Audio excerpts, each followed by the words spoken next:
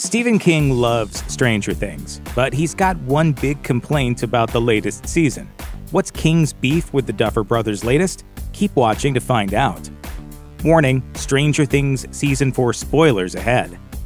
It's been 3 long years since fans last saw some Stranger Things, but the show's highly anticipated 4th season is finally here for all to enjoy.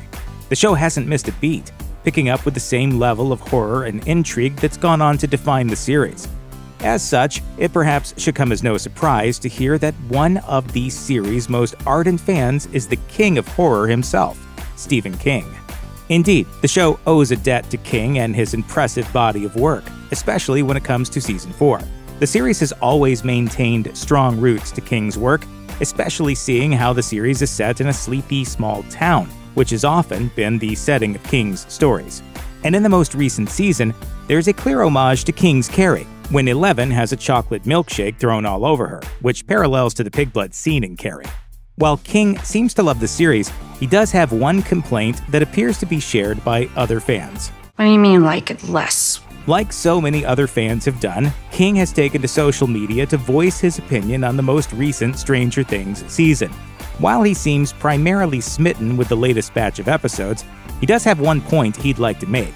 King posted to Twitter, "The new season of Stranger Things is really cool, as good or better than the previous 3. There's even a Carrie riff. Is it the whole season, or is it another one of those that's broken into 2 parts? In my humble opinion, that's kind of lame." Stranger Things Season 4 has indeed been split into 2 volumes. The first collection came out on May 27th, while the second part is slated to release on July 1st. The second volume will only consist of the final 2 episodes, the last of which will clock in at a staggering 2 hours and 30 minutes.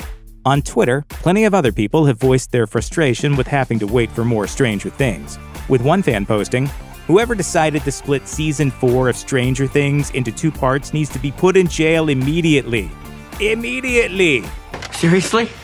Another fan wrote, "Ugh, why didn't I know that Stranger Things last season was being broken into 2 parts? I would have waited before I binged it." Patience is a virtue, and all of us, including masters of horror, will just have to wait another month until we know what happens between the kids from Hawkins and Vecna.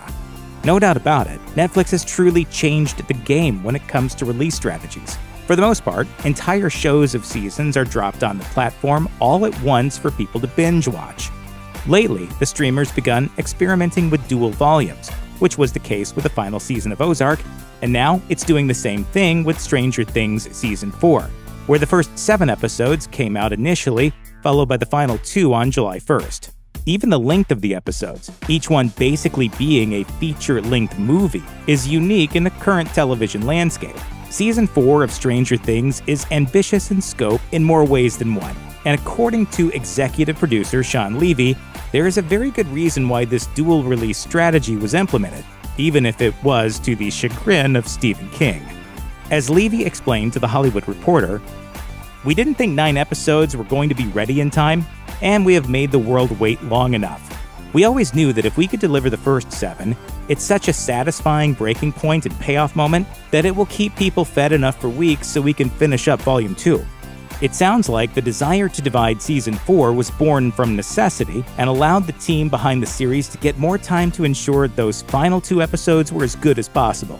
Levy went on to discuss how streaming allowed the team to play around with their release model, saying, "Every streamer is playing around with different models. We've seen full season, binge-worthy streaming, aka Stranger Things 1, 2, and 3.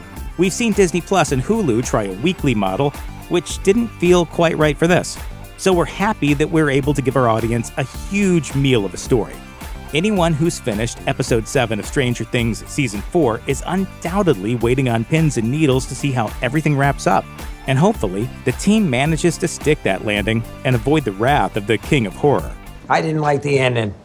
Check out one of our newest videos right here. Plus, even more Looper videos about Stranger Things are coming soon. Subscribe to our YouTube channel and hit the bell so you don't miss a single one.